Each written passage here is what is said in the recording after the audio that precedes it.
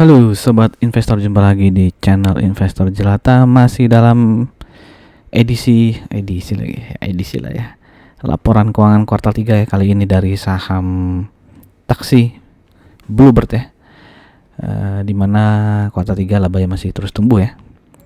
Dan info terbaru ya, sektor bisnis baru dari Bluebird apa itu. Nah, simak saja di video ini ya. Sebelum mulai, seperti biasa, sebelumnya saya sudah membuat video tentang Bank BRI ya, laporan keuangan kuartal 3 Bank BRI. Jika teman-teman berminat menonton video ini, nanti linknya saya sediakan di pojok kanan atas seperti biasa. Nah, ini dia ya, bisnis baru dari Bluebird ini ya. Ini berita di 31 Agustus ya, 2 bulan lalu lah ya, dimana Bluebird memasuki bisnis jual beli mobil bekas ya. Di mana ini ya, unit bisnis anyar dari Bluebird ini menawarkan one stop solution ya. Jadi sekalian jual beli mobil bekas, ada tempat servis juga hingga inspeksi mobilnya ya. Di mana jenis mobil yang ditawarkan tuh beragam ya, bukan cuma mobil X taksi Bluebird saja, tapi juga ada mobil-mobil bekas lainnya ya, baik bekas kepemilikan individu maupun dari perusahaan ya. Jadi ya, individu juga mungkin bisa jual mobil bekas ya ke Bluebird ini ya. Dikasih nama apa nih? Bird Mobil ya. Ya, jadi dia buka toko juga ya, buka ini ya, dealer Bird Mobil ini yang perdana di kawasan Serpong ya, Cilenggang Serpong ya. Lalu estimasi target penjualannya belum ada ya, mungkin karena baru mulai nih ya. Yang pasti pangsa pasar mobil bekas di Indonesia itu sekitar 2,5 sampai 5 kalinya dari mobil baru ya. Jadi lebih banyak penjualan mobil bekas nih ya daripada mobil baru. Ini mudah-mudahan aja bisa menghasilkan profit tambahan ya untuk Bluebird. Oke, kita flashback ke tahun 2022 di mana revenue dulu ya. Revenue dari Bluebird sudah semakin membaik ya, sehingga naik 61% dibandingkan tahun 2021 ya. Dan profitnya naik luar biasa ya, 4.545% ya. Karena di tahun 2021 dia hanya profit 7,7 miliar, di tahun 2022 menjadi 358,35 miliar ya. Dimana itu sudah menyamai atau bahkan melebihi dari profit tahun 2019 yang sebelum pandemi ya. Nah, di tahun 2023 ya, kuartal satunya juga growth sebesar 161% profitnya. Begitupun di kuartal 2 ya, masih naik 37% ya, dibandingkan kuartal 2 tahun 2022 ya. Nah, bagaimana di tahun 2003? Sebelum kita masuk ke laporan keuangan kuartal 3-nya, saya mengingatkan juga pada teman-teman yang mungkin saja baru mampir di channel ini untuk silahkan mensubscribe channel ini dan klik loncengnya agar tidak ketinggalan informasi yang mungkin berharga untuk teman-teman. Oke, kita sekarang masuk ke laporan keuangan kuartal 3-nya ya. Jadi total dari Januari sampai September 2023 ini pendapatan totalnya naik 28,7% ya. Lalu beban langsungnya juga naik 24,4%. Laba brutonya jadi naik 39,09%, dan laba bersihnya ya, yang bisa didistribusikan kepada pemilik entitas induk itu naik 40,9% ya. Oke, jadi 367,4 miliar ya profitnya sampai dengan September 2023. Dengan earning per share-nya itu Rp147. Ya, ini breakdown dari pendapatan Bluebird ya, masih dari taksi ya, otomatis yang paling banyak. Lalu ada sewa kendaraan, ada komisi lelang, juga sewa gedung, dan ada lain-lain ya. Tapi kita nggak tahu juga ya, lain-lain ini sudah termasuk pemasukan dari Bird Mobil tadi atau belum ya, yang penjualan mobil bekas ya, kan tidak ada keterangannya. Oke, ini kalau dibandingkan dengan 2022 ya. Nah, kalau kita lihat history 2021 sampai dengan 2017 ya, profit sampai September ini kan 367,4 miliar ya. Nah, itu sudah paling tinggi nih ya. Sejak tahun 2017 pun dia paling tinggi nih di tahun ini ya, 2023 ya. Jadi sudah lebih bagus daripada sebelum pandemi nih ya. Mungkin dia sebelum pandemi waktu itu masih kegerus oleh taksi online ya. Waktu itu kan masih sering bakar uang ya taksi online, sehingga orang lebih milih naik Grab, naik Gojek ya, sehingga mungkin pendapatan dari Bluebird tuh berkurang gitu ya. Ya, sehingga profit juga berkurang. Nah sekarang berarti dia sudah semakin membaik ya, karena bakar uangnya si Grab dan Gokar juga sudah mulai berkurang ya, kalau nggak salah ya. Nah dengan laporan keuangan sampai September tadi, kalau disetahunkan PER dari Bluebird ini menjadi 9,98 kali ya. Ini termasuk bisa dibilang rendah ya jika melihat histori dari tahun 2017 sampai dengan 2022 ya. Karena sebelum pandemi pun dia di sekitaran 19, 15 ya, 20 gitu ya.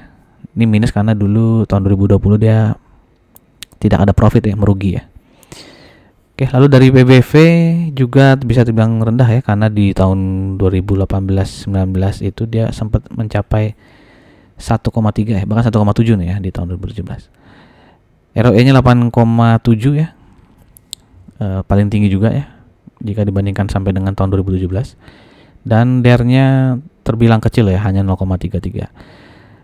Lalu kalau kita lihat dari average subsektor transportation, yang bisa dilihat di sini PER-nya 5,73, jadi kalau dibandingkan subsektor memang lebih tinggi ya si Bird-nya dari sisi PER, tapi dia termasuk rendah ya jika dibandingkan dari subsektornya. Nah sekarang kalau kita bandingkan dengan emiten-emiten lainnya di subsektor transportation, bisa dilihat sini ada ASA, WH Transportation, IMJS, Indomobil, dan juga BPTR nih ya, Batavia Prosperindo Trans ya.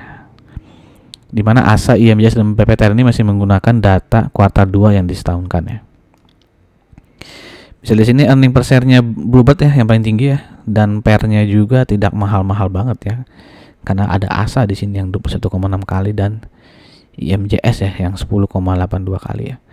Lalu PBV-nya juga termasuk yang rendah ya, karena lagi-lagi ada ASA di sini yang paling tinggi 1,17 ya. Dan ROE-nya lumayan lah 8,7 ya, lebih tinggi daripada ASA. Jadi kalau bisa lihat di sini ya, ASA nih termasuk paling mahal ya di antara 5 saham ini ya. Walaupun kuartal 3-nya belum keluar sih ya. Oke. Lalu di sini yang menarik kayaknya apa nih ya?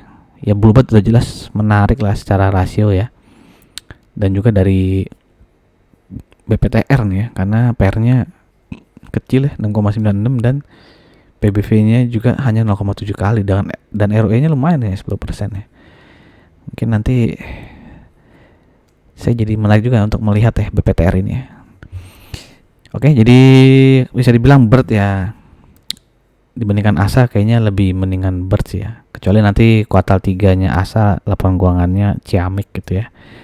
Mungkin nanti akan saya bikin video juga ya tentang ASA ini ya setelah laporan keuangan kuartal 3-nya keluar ya. Nah sekarang kalau kita lihat per kuartalnya ya dari Bluebird ini ya, dimana revenue kuartal 1-nya itu 1,13 triliun ya, dan kuartal 2 itu 1,046 triliun ya, sehingga ada kenaikan ya 8,7%, tapi profitnya berkurang nih ya. Kalau kuartal 3 versus kuartal 2-nya ya berkurang 20,5% ya. Nah, menarik untuk menunggu juga nih kuartal 4-nya seperti apa gitu ya, apakah naik atau sama nih ya. Oke, dari chartnya bisa dilihat di sini dia sempat menyentuh harga berapa nih 2400-an lah ya. Ini ada double top di sini, dia mencoba tembus lagi 2400 tapi nggak berhasil sehingga dia turun ya. Jadi di sini ada double bottom ya di 1900 ya menjadi supportnya. Dan ini ya ini lagi kalau belum punya Bluebird sih mendingan wait and see ya, kecuali mau spekulatif buy gitu ya. Karena kita mesti ngecek apakah dia akan rebound ya ataukah dia akan menembus 1900 ini ya. Jika tembus ya ditunggu lagi ya di sekitar 1720-an ya. Oke. Dimana kalau ingin memastikan dia sudah mulai rebound lagi ya ditunggu saja dia apakah bisa break di 2080 ini ya. Oke, yang pasti dia masih kecenderungannya uptrend ya, masih di atas EMA 200-nya ya, belum turun melebihi EMA 200-nya. Ya sempat sih nyentuh yang moderat selalu dia rebound ya. Nah ini makanya lagi masa-masa penentuan ya, apakah dia lanjut turun atau rebound ya. Jadi ya mungkin saran saya wait and see dulu ya. Bagaimana menurut teman-teman ya? Silakan tuliskan pendapat teman-teman ya di kolom komen ya. Oke, lalu kita lihat dividen history dari Bluebird ya, di mana dia rutin membagikan dividen bahkan saat dia tahun 2020 merugi ya. Dia tetap memberikan dividen sebesar Rp36 ya. Oke, lalu dividen payout ratio di sini ya 2021 bisa dilihat ini kan 1.900 ya dividen payout ratio-nya ya. Karena kalau nggak salah dia waktu itu di 2021 tuh earning per share-nya hanya Rp3 ya, tapi dia memberikan dividen 60 ya. Jadi ya kalau 60 dibagi Rp3 ya sekitar 1.900% tuh ya memang dividen payout ratio-nya. Dan di tahun lalu dividen payout ratio-nya adalah 50,7% ya. Nah, di laporan keuangan tadi ya Januari sampai September earning per share kan 147 ya. Kalau kita asumsikan di Desember kita, jadi 147 ini kan dari 3 kuartal ya. Jadi Rp147 kita bagi 3. Lalu kita kali 4 kuartal ya, kali 4 lagi itu kira-kira Rp196 lah earning per share sampai Desember ya. Nah, kalau kita asumsikan dividen payout ratio-nya sama seperti tahun lalu ya, 50%, berarti kira-kira dividennya itu Rp98 ya. Dan jika punya barang di harga yang sekarang ya, di harga penutupan hari ini hari Jumat berapa nih ya? 1955 berarti dividen yield-nya kira-kira 5% ya. Tapi bagi dividennya masih lama ya, di tahun depan ya. 2 tahun terakhir itu dia di bulan Juli ya, walaupun sempat juga di bulan Juni ataupun September ya. Biasanya di bulan Juni atau Juli lah ya. Nah, kalau pesimis ya dividen payout ratio-nya hanya 40% ya seperti di tahun 2018, berarti nanti jumlah dividennya kira-kira Rp78,4 dan dividen yield-nya kira-kira 4% gitu ya. Jadi ya kalau mengejar dividen ya ekspektasinya 5%-an lah ya. Tapi kalau capital gain-nya ya bisa saja ya. Jika nanti laporan keuangannya kuartal 4 bagus lagi, mungkin saja dia akan terus naik ya, atau bahkan dia break resisten yang di sini nih ya, yang double top di 2400-an lah di sini ya. Bisa saja dia menembus harga tertinggi di bulan Julinya itu ya. Oke, begitu saja informasi dari saya, semoga berguna untuk teman-teman. Sekali lagi disclaimer on dari saya, tidak ada ajakan untuk membeli ataupun menjual, saya hanya sharing info dan pendapat saya saja. Jadi keputusan semua di tangan teman-teman. Terima kasih sudah menyimak video ini. Sampai jumpa di video-video berikutnya. Salam jelata.